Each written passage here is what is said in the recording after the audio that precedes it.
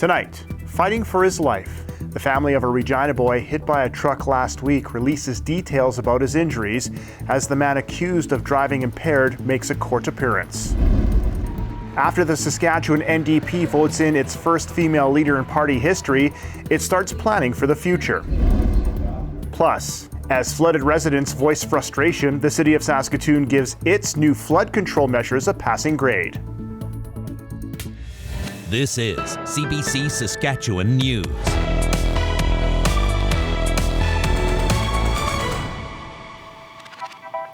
It's Monday, June 27th.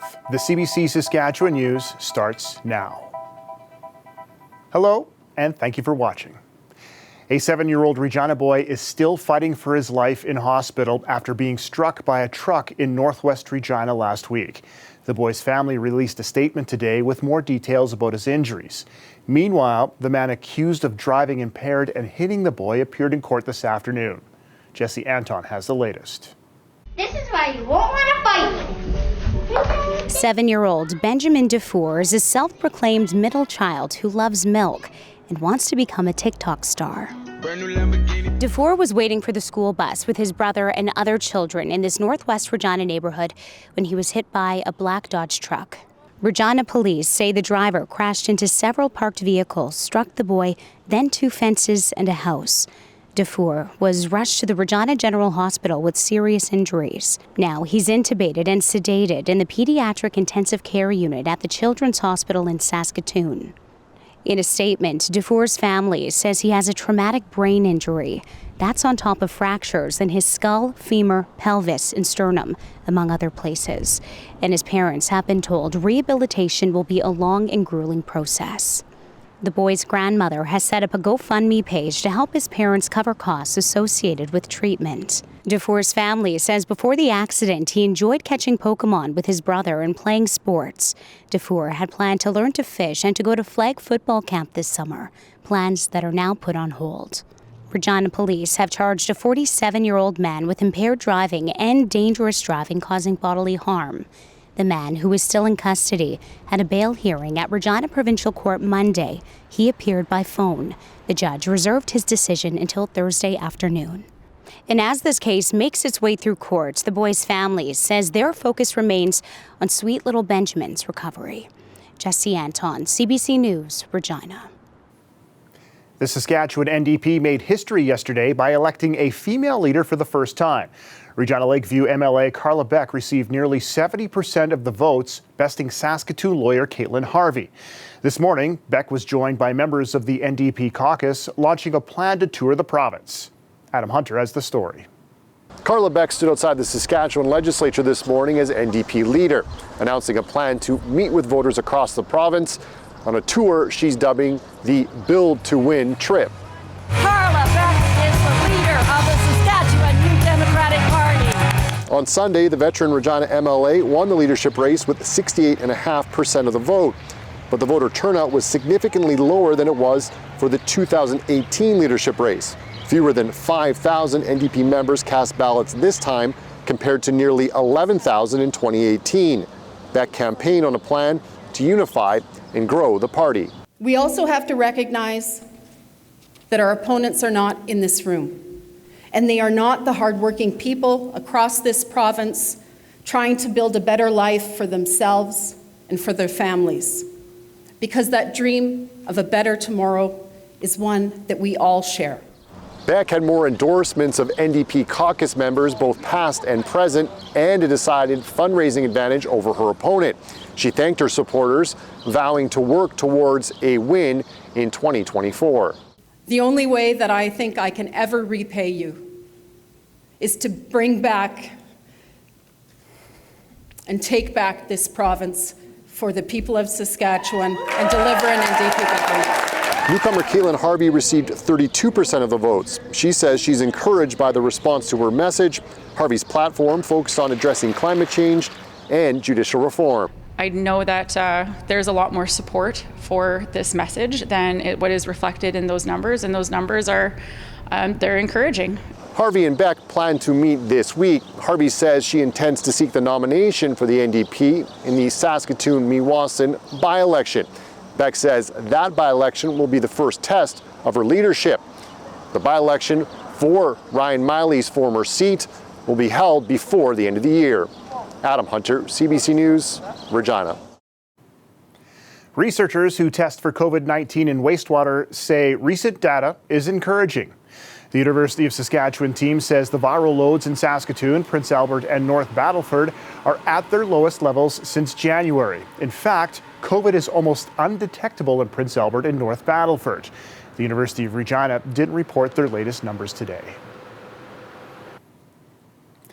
The pandemic has meant long hours and extended periods of stress for frontline workers. Today, the Public Health Agency of Canada made a major funding announcement at the University of Regina to address their mental health. The announcement comes on PTSD Awareness Day. The federal government announced $20 million for 5 projects at the University of Regina and another $8 million for other institutions. A professor of clinical psychology talked about the importance of supporting frontline workers who experience trauma. My hope is that this kind of an investment demonstrates that the government really does care. They understand that they're facing challenges, and hopefully that will encourage people to continue to join all of those who serve. They really are rewarding careers. These are some of the most extraordinary Canadians I've ever had the privilege of working with. And so I'm hoping that's one of the things it does. I'm also hoping that it does help to stem the tide of attrition that we are so concerned about right now. $20 million is the largest one-time funding announcement in the University of Regina's history. Last week, a torrential downpour in Saskatoon soaked the city. Some areas experienced what's been classified as a 1-in-100-year storm. And while some homeowners are dealing with flood damage, the city says its flood control measures are working. Kendall Latimer explains. This home became a waterfront home temporarily after the rain flooded Pius Gartner Street and property. Every time it rains heavy out, this corner floods. But this time it was 14 inches above my back door. Here on the corner of Dufferin Avenue and Butte Street, the water rose up past the driveway and lawn, seeping through the basement windows and flooding the dryer vent. If you actually go from the street to here, that's a lot of water. Totally covered this. Now Gartner is cleaning up the mess, ripping out baseboards and dragging out soggy carpets. His basement has flooded twice before, and he's tired of it. My daughter grew up here. Excuse me. Went to school here. I don't want to leave, but it might have to now. It's tough. Yeah, it's tough. And it gets tougher. As I'm getting older, I just don't want to do it anymore. The city's flood control plan includes building dry ponds like this one to relieve pressure in areas prone to flooding.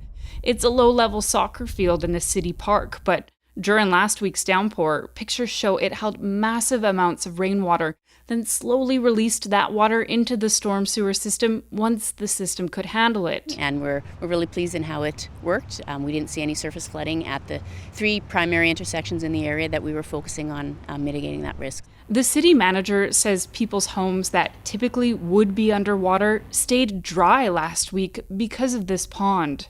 There's a second pond under construction at Churchill Park, and another one that will help Gartner is being designed.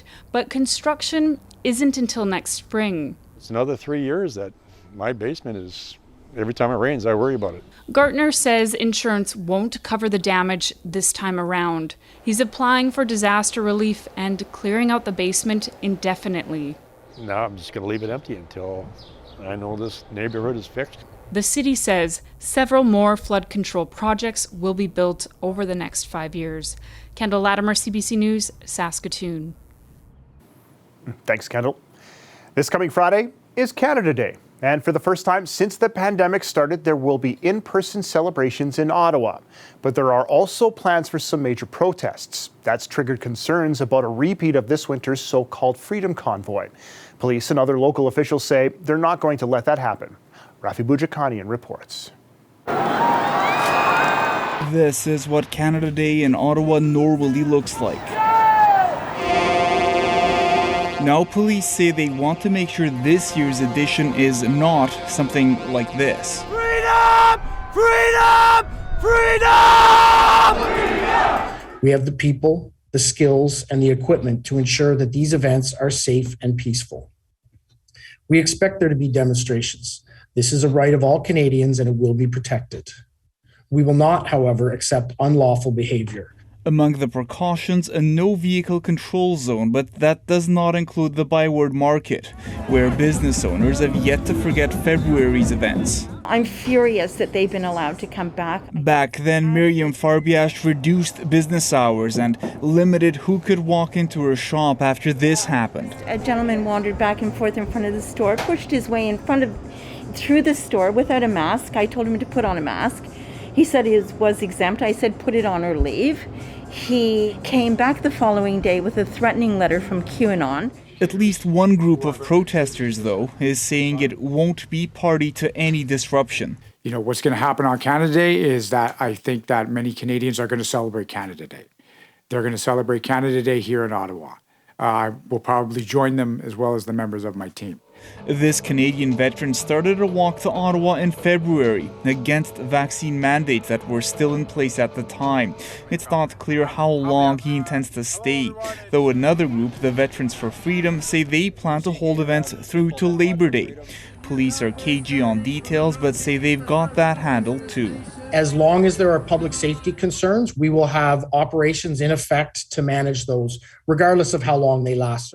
With ongoing renovations on Parliament Hill, the Heritage Department has already moved this year's festivities nearly 2 kilometers away from here. But authorities aren't taking any chances. They've fenced off the Supreme Court building ahead of the protest. Rafi Bujikanian, CBC News, Ottawa. Regina's police service wants more women to join the force. We need young girls to grow up seeing themselves in an RPS uniform, dreaming about making a difference, being the change. We need women in our community looking for new challenges, new desires to consider joining our team at RPS. The police force has signed up for the 30 by 30 initiative. That's a pledge to have women make up to 30% of the officers by the year 2030. Deputy Chief Laura Lee Davies says research shows female officers use less force, receive fewer public complaints, and provide more help to victims of crime. At the moment, Regina has 102 female officers. That's about 25% of the force. RPS has launched a new website to recruit more.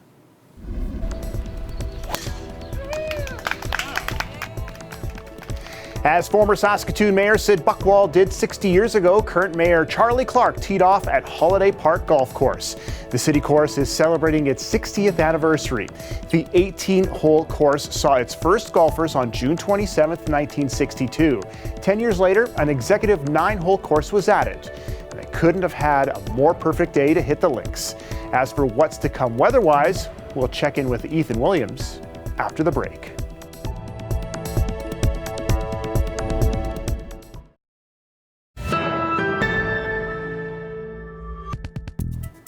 Welcome back.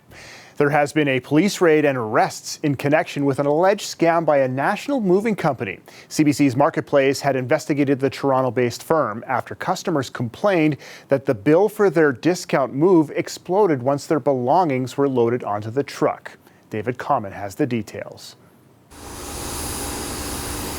Rarely do customer complaints lead to a large-scale police raid like this, laying fraud and multiple other charges against Jamal Ozturk and Doan Chelik, who together ran a supposedly low-cost national moving company that goes by multiple names, but police allege had one thing in common.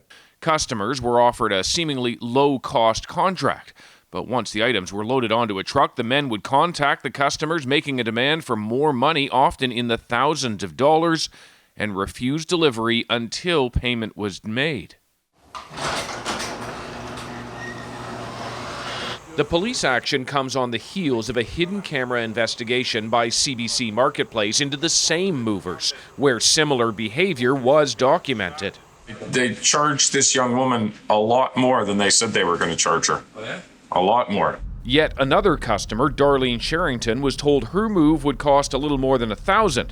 But after the movers pick up her stuff... On the highway, I get a call from the girl at the main office. She says, "Your bill now is $3,029. More than double what she's expecting. They shouldn't be doing this to older people or even young people. None of the charges against the two men have been proven in court, but Toronto police are now reuniting customers with belongings, including family heirlooms and the ashes of deceased loved ones. They're also seizing moving trucks and other assets. It's tricky at the moment because we're still trying to figure out what's there and what needs to go to PEI and what needs to go to London and what needs to go other places in the Maritimes. Before his arrest, Doan Chelik told Marketplace his companies value customers and that he'd review what happened. The criminal charges show many others will be reviewing too. David Common, CBC News, Toronto.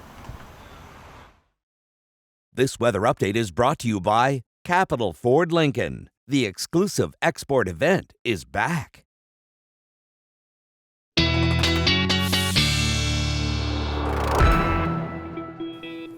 Ethan Williams is now in with weather, and he has some great news as fantastic summer weather is on the way. But as always, you're going to give us a few of those little sticky tricks that Mother Nature has up her sleeve, doesn't she? Yeah, I can't always trust Mother Nature, especially this time of year. Those sunny days cannot always be trusted. Somewhat deceiving here and there. One of those deceiving days, quite recently here, Lois grabbing the shot of some clouds moving in near Evesham on the west central part of the province near the Alberta border. Great shot of the sun just getting obscured there by some thunderstorm clouds rolling in. Thanks for sending that in, Lois. And we did have some thunderstorms, especially in the southeast part of the province this afternoon. These were fairly light showers, which were moving into Manitoba. There is some light to moderate precipitation moving roughly along the Yellowhead Highway this afternoon, and some heavier showers moved through Lloydminster a little bit ago, about an hour or two ago now. And that's really dropping temperatures. You can see roughly along the Yellowhead, we have this dividing line where the southern half of the province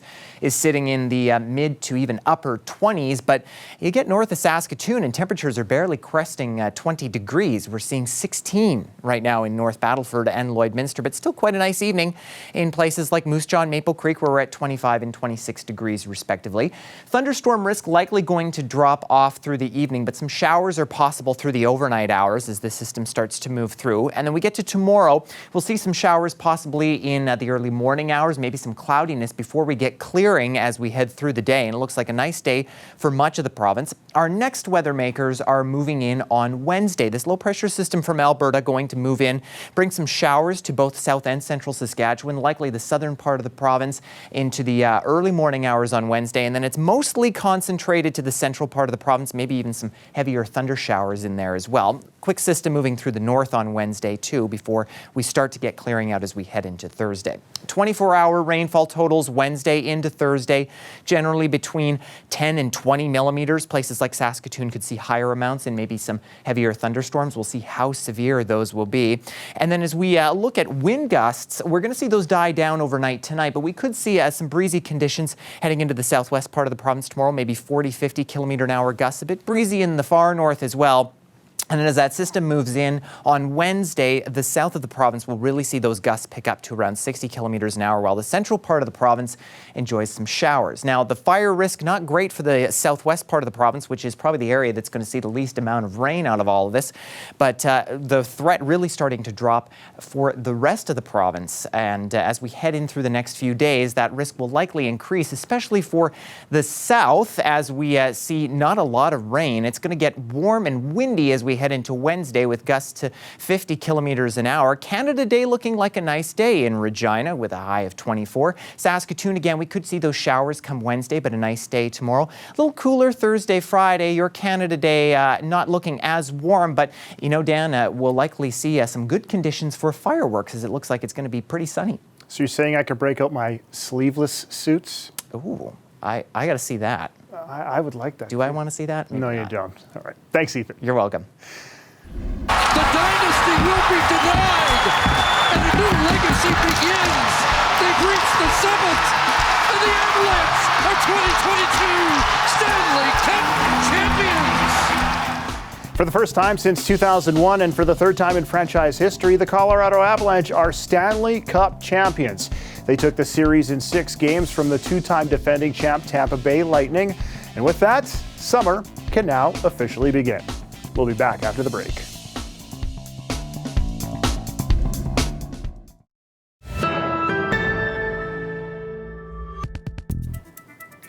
Officials say hundreds of civilians are feared dead in central Ukraine after a Russian missile struck a crowded shopping mall.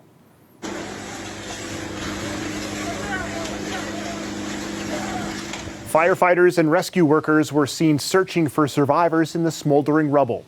The regional governor said at least 13 people have been killed, but the number of dead and wounded is expected to grow. Ukraine's leader once again highlighted the dire urgency facing his nation as he addressed the world leaders on the second day of the G7 summit in Germany.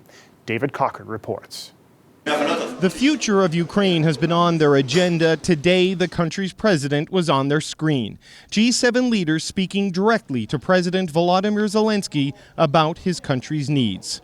Zelensky asked for continued military support to battle Russia and all possible assistance to free Ukrainian grain from Russian blockades.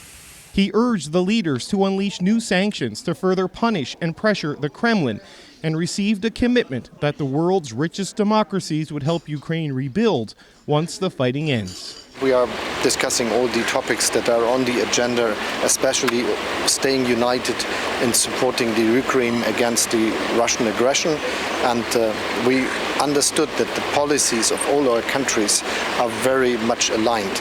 On that point, Canada announced new sanctions targeting Russia's defense sector and blocked the export of advanced technology that could be used by the Russian military.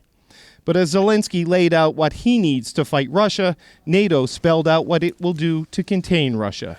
We will enhance our battle groups in the eastern part of the alliance up to brigade levels. We will transform the NATO response force and increase the number of our high readiness forces to well over 300,000. Canada leads the NATO battle group in Latvia, where about 700 Canadian troops are stationed. That mission will be significantly increased in what Stoltenberg calls the biggest overhaul of NATO's defense and deterrence since the Cold War. I expect it will make clear that allies consider Russia as the most significant and direct threat to our security. This means Canada will have to increase its troop contributions to NATO. The precise details aren't known, but are expected to be made clear at the NATO summit in Spain on Wednesday. David Cochran, CBC News, Garmisch-Partenkirchen, Germany.